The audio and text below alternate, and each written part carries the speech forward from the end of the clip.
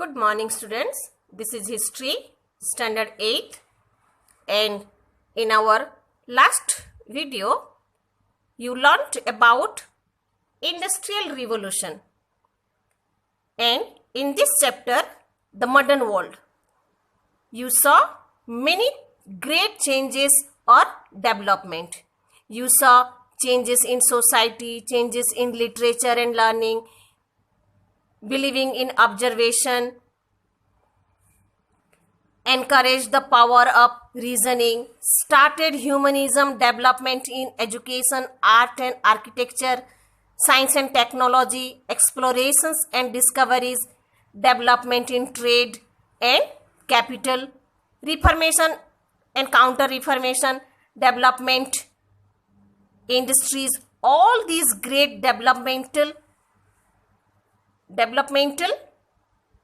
changes took place in this world. The capitalist or the industrialist.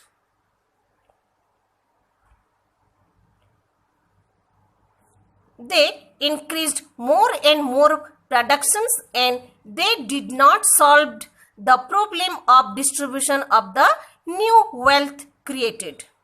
So, they started to find out new places to sell the products. For this reason, the imperialism started. So, imperialism. Imperialism means policy to expand a country's power under economic and political control. The great travel of explorations, discoveries of new routes and new lands to a steady growth of trade and commerce. Trading companies were established and they set up trade posts in Asia, Africa and Latin America. Later on, Dutch, Spanish, Portuguese, French and the English conquered these territories and established colonies. Capitalism led to new imperialism. For everywhere there was a demand for raw materials and market for manufactured goods. And the earliest way to have markets and the raw materials was to take possession of the country.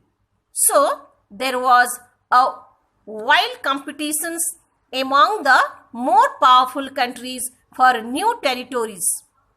England again with her positions in India, and by the end of the 19th century and beginning of the 20th century, Germany, Italy and Russia also joined in this race. Asia and Africa were already divided among various European powers, and they were rebel with each other to expand their colonies in different parts of the world.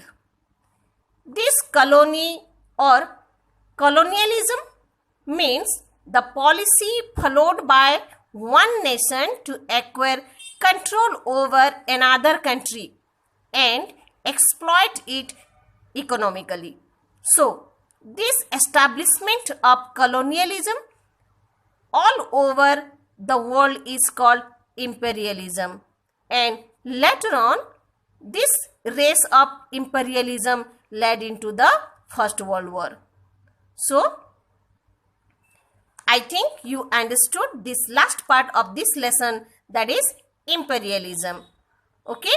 Imperialism means to control the countries under one nation. Okay? So, I would like to tell you to prepare this lesson according to the topics. The first one is the reason and rise for the Renaissance. Reasons for the rise of Renaissance, then effects of Renaissance, then art and architecture, then beginning of science and technology, then explorations and discoveries, then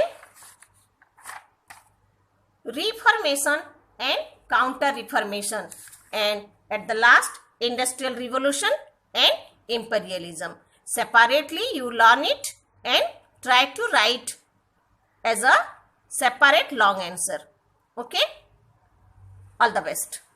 Thank you very much.